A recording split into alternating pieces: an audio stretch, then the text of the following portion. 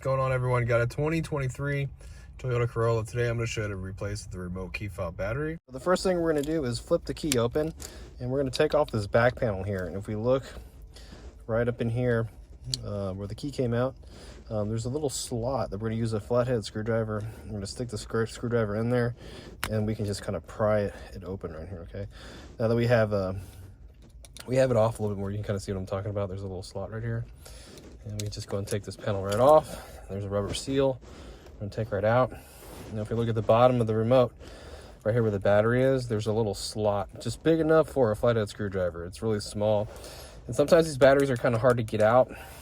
They're kind of stuck in here pretty good, so you got to get your screwdriver, stick it in the slot, make sure it fits in there real good, stick it kind of far in there, and you can kind of pop it. See how it kind of popped? And the battery will come jumping right out. What size the battery is. The battery size is going to be a CR2032 with a positive sign facing out towards us. Okay, you stick it in the top first and slide it in there. I'll show you again. Again, this is kind of difficult. Stick it in here as far as you can, and then pry it right out. You see how it pops right out, okay? And it jumps out. So stick that in there like that. Get the rubber seal, put it back in here, and then get the cover. Snap it on and you're all done. Hope the video was helpful. If it was, appreciate you dropping me a like, leave me a comment. If you need a battery, check the description box below. There'll be a link to Amazon.